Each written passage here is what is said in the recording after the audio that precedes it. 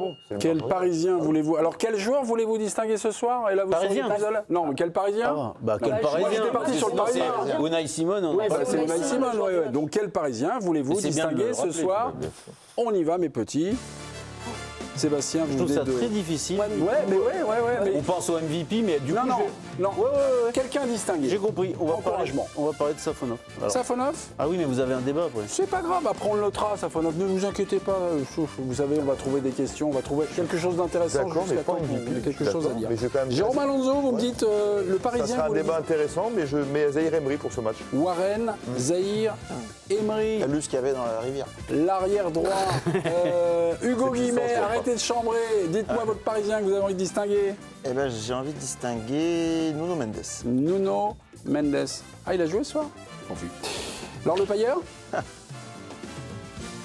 Perché. Non, je trouve que c'est difficile de distinguer un Parisien dans ce match-là, parce que je trouve qu'il n'y a pas un qui a été meilleur qu'un autre. D'accord. Mais je vais prendre quand même Zahir Emery. Warren, Zahir Emery. Oh, la copieuse. Monsieur Jomico. Zahir Emery, oui. Zahir Emery. Et Vitinha aussi, je serais pas mal. Je suis intéressé d'avoir Nuno Mendes. Nuno Mendes. Nuno Mendes. Il n'a pas bien vu Hugo le match. Guillemet au tableau. Ouais, je crois qu'il a vu le match de la semaine dernière. Non, j'ai vu le match de ce soir. Ça tient au fait que j'avais envie de dire quelque chose de différent de Safonov et Zahir Emery, que j'ai aussi trouvé très bon, Mais tu as le droit. que j'aurais pu choisir. Nuno Mendes. Mais Nuno Mendes, parce que je l'ai trouvé, de par sa position de latéral, encore une fois, très dangereux. Il a amorcé beaucoup de situations, dont celle de Barcola. Athlétiquement, il a été un de ceux qui a répondu quand les Basques faisaient un petit peu souffler la tempête.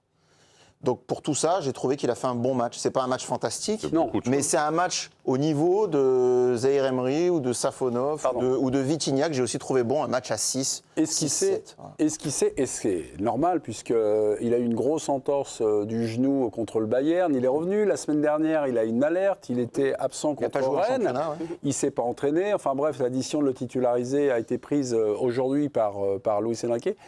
Il s'est géré ce soir. Moi, j'ai pas vu un mec pulmonaire comme il fait l'habitude. Vous J'ai l'avez pas vu peut-être. Comment? Ou vous pouvez pas peut-être. Non, parce qu'il pouvait pas. Mais il s'est géré ce soir. C'est pas, on va dire, c'est pas un grand. Un match de reprise. Ouais, un bon match de reprise. Il revenait, ça fait partie des choses positives d'ailleurs dans son match. C'est parce que c'est un joueur sur le retour, mais moi j'ai trouvé quand même que quand il a eu l'opportunité de se projeter, etc., il l'a fait. Ok. On n'a pas vu des trucs extraordinaires comme on voit d'habitude. Bon, vous avez parlé le premier. Il peut pas faire un match extraordinaire. Non, à chaque fois. mais on va pas en faire toute la soirée. Voilà. Mais j'ai 3 voix pour Warren, Zahir Emery. Laure Le Pailleur a longtemps hésité. Et Jérôme Alonso et Joe Micou ont tout de suite pas hésité. Warren, Faut pas Zahir hésiter, Emery. alors. Sinon, tu passes en dernière. Ah, mais c'est pas ça. Mais non, mais c'est pas ça. Non, mais si c'est une évidence, ça va être plus facile d'en parler. Jérôme Alonso et Johan Micou. Alors, à part ce match, c'est un joueur tellement intelligent et tu parlais de retour, je trouve que c'est une très très belle histoire aussi. Un joueur qui était complètement au fond du trou et qui revient dans des proportions que j'aurais pas imaginé aussi vite, dans un contexte où il y a beaucoup d'absents et où justement lui est un de ceux qui tend la perche qu'on lui donne. Voilà, et là il gagne du temps de jeu, c'est un des meilleurs sur le terrain tout le temps. Ses coups de mou, enfin je veux dire son niveau moyen est très haut. Quand les matchs sont un peu moins bons, c'est quand même très haut. C'est parfois ce qu'on peut reprocher, par exemple, à Barcola. Lui, son niveau moyen est très haut tout le temps. Et ce soir, je le trouve encore terriblement intelligent. Il a fait les bonnes compensations, les bonnes fermetures. Il a été bon dans la relance. Il a maîtrisé son sujet. Il a maîtrisé Bilbao. Il s'est procuré une action avec une frappe de mammouth repoussée par Unai Simon. Il a fait cette belle frappe. Il a fait un match complet. Et donc, moi, ce soir, je veux féliciter le match et son retour à ce niveau-là, que je ne voyais pas aussi rapide et aussi... voilà. Est-ce que c'est un match de critères d'un latéral à l'ancienne? C'est-à-dire qu'il est plutôt défensivement, il est sérieux, il est appliqué, il avait un client face à lui, il y avait Williams, voilà. Je ne sais pas s'il n'est pas mieux là qu'au milieu, moi. Je l'aime bien là, dans ce poste d'arrière droit. Ouais. Après, c'est vrai qu'il ne se projette pas pas qu'Hakimi, forcément, parce que c'est assez rare d'avoir un latéral comme Hakimi. Mais je trouve, comme tu dis, il avait Williams en face, il est presque jamais passé. Même si à des moments il était un petit peu pris, il revenait toujours. Il a une puissance aussi sur les appuis. Je trouve que sur quelques mètres, il est très rapide, très véloce. Et cette position lui va bien, parce que comme tu dis, je pense que c'est un joueur très intelligent par rapport au placement, etc. Et c'est vrai que moi, je pense à lui direct quand je vois ce match ce soir. Tu sais qu'à un moment donné, je me dis, mais Williams, il fait un match pourri. Ouais, en fait, il le prenait à chaque fois. après, je me dis, mais en fait, c'est grâce à, c'est à cause du gamin, quoi. C'est vrai que c'est pas son poste de prédilection au départ, et je trouve qu'il est en constante évolution. Il monte en puissance. C'est vrai qu'on est habitué à Hakimi de ce côté-là. Mais justement, sa formation aussi de milieu de terrain lui permet d'avoir en fait ses qualités techniques aussi de projection offensive. Et puis, faut le dire, c'est qu'aujourd'hui, il défend très bien. Il défend très bien parce qu'il ne s'est jamais fait effacer sur son côté. Une fois. Il défend intelligemment bien, il respecte bien, parce que c'est pas facile en fait quand on n'est pas un latéral de métier, de bien rester dans sa ligne, de bien couvrir au deuxième poteau. Et ça, il le fait merveilleusement bien. Donc, ouais, c'est un match avec un joueur qui est en constante évolution et qui mérite finalement son temps de jeu et qui devient un homme fort actuellement dans les formes du moment du Paris Saint-Germain, parce qu'il y a des joueurs encore qui peinent encore à être performants. Tout à l'heure, on a parlé de Barcola, mais lui, entre guillemets, c'est un joueur sur lequel, que quand on le met, il y a peu de chances qu'il soit mauvais. Fiable. Et là, tu dis quand on le met, il est incontournable, parce qu'il faut vérifier, mais depuis le début de la saison, je pense que c'est celui qui a le plus joué, de tous les joueurs confondus. Ouais, oui, certainement. Il y a peut-être un défenseur central devant, mais je ne suis même pas sûr. Le dernier nom qui a été prononcé dans ce tour de table, c'est Safonov. Donc, petit saut de puce. On va parler de Safonov et Sébastien va en parler en premier, mais voilà, on va juste se décaler. Notez, Matfess, j'ai plus le prénom. Matvei. Matvei. Il n'y a pas de Fess, mais il en a comme nous, mais non. Matvei, Safonov. On y va. La note de Safonov. 6, c'est satisfaisant. Retournez parce qu'on ne voit pas la note. 6, 5. 6, 7. 2 points d'écart entre Sébastien et le président. Décidément, c'est un duo qui marche du tonnerre. 6,5, mais bon. Non, mais en fait, je ne mets pas 5 parce qu'il a fait un mauvais match. Non. C'est qu'il a rien à faire. Quoi. Ouais. Et un arrêt. Un match moyen, Il y a eu quoi. un arrêt. Alors, Un arrêt, c'est sûr. Il est très rassurant. Là où il a sort. alors C'est pas un arrêt pour moi. Sébastien. j'irai après. Non, comme Beaucoup de toi après. Non, mais Sébastien, on ira vous le voir. jour où il va te faire 3-4 parades, 11. dernier On met 11. tu lui mettras 12. Ça veut dire que si toi tu joues dans le but, il y a 0. Ben oui. Laissons parler Qu'est-ce qu'il a Sébastien. eu à faire Laissons parler Sébastien. Il va justifier son 7. Sébastien. Oh, c'est un petit 7, on est d'accord. Mais moi, je voulais en parler parce que il est extrêmement rassurant. Et je ne sais pas quelles peuvent être la possibilité pour Luis Enrique, les possibilités pour Luis Enrique de le titulariser, parce qu'il y a quand même le cas avec notre ami Zabarni à gérer. Ils ont fait un 1-2. Ils ont fait un 1-2 à un moment. Et, mais s'il n'y avait pas cela, moi je pense qu'aujourd'hui la question se poserait vraiment de le faire jouer davantage. Parce que quand vous voyez Lucas Chevalier aujourd'hui, encore une fois, moi je ne préjuge pas de ce qui va se passer dans 1 an ou dans 2 ans.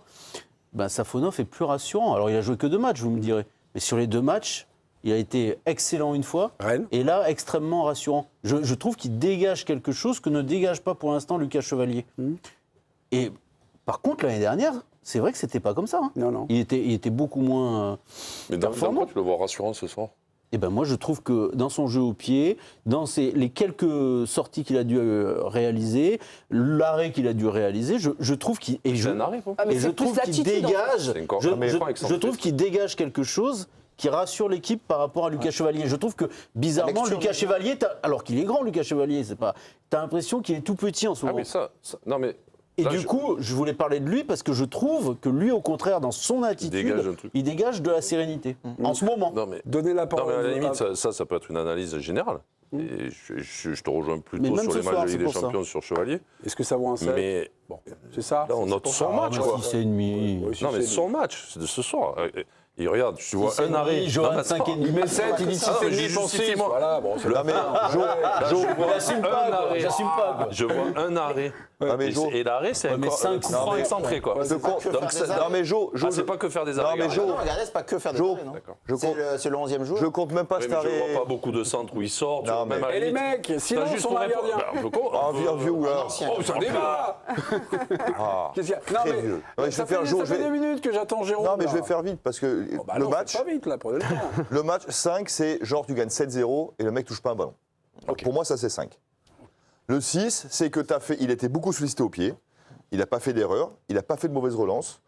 Il y a eu une présence, il y a eu quelque chose qui vaut un peu mieux que 5. Qui rentre sur le terrain, il a 6, quoi. Mais non, Et après, Jo, c'est pas de mauvaise Il a fait des ballons au pied, il a joué avec les autres, il a fait 3 passes, il n'a pas fait d'erreur. Non, mais. Non, mais j'ai 5, écouté, Jo, Quand 5. le Chevalier il a la balle au pied, vous êtes comme ça? Moi, je trouve qu'il n'y a pas. Il n'impose pas quand il y a une action, un tir. Après, il y a eu un long ballon. Mais là, sur le ballon, il y a eu une lecture du jeu, il est sorti de sa surface et il l'a pris de volée. Non, mais Jo. En ayant pris l'information. Pour moi, 5, c'est. Jo. Je vais mettre 9. Jo, mais non, mais. C'est mauvais. Mais non, mais quand il est comme ça, quand il est comme ça, je connais. Ah, ça fait un moment quand même que je le. Rassurez-vous. Mais rassurez, il y aurait eu 0-0 aussi. Rassurez vos c'est possible. Jérôme, après, il est bon pied, il est bon pied. Non, sur le match ce soir, je mets. Plus sur au pied. Silence. Je le dis déjà. Non, mais là, il est chaud, j'aime bien, moi. Je mets jamais 5 sur un match où le gardien était sollicité, même si c'est facile. Souvent, on me disait, moi, je vais te juger sur le facile, le moyen et le difficile. Safonov, ce soir, il a peu de difficile, mais le moyen. Mais tout ce qui a été simple, il a bien fait, et il y a eu beaucoup de choses. Il y a eu beaucoup de ballons au pied, il y a eu beaucoup de décalage qu'il a bien fait. Et là, je ne parle pas de Chevalier. Pour l'instant, il n'est pas dans mon débat. D'accord, ouais. Mais dans le match du soir, pour moi, 5, c'est tu gagnes 4-0 et tu n'as pas un ballon à toucher. Ça, pour moi, c'est 5. Le match, le premier 6, on va dire, voilà, c'est le premier 6 que je mets, c'est celui-là, c'est celui où tu n'as pas d'arrêt à faire, mais où tu as été là, où tu as été disponible dans les... Voilà. Maintenant, 2 secondes sur Chevalier et Safonov. Moi, je pense qu'il y a ce qu'on pense, nous, avec tous nos débats, et il y a Luis Enrique.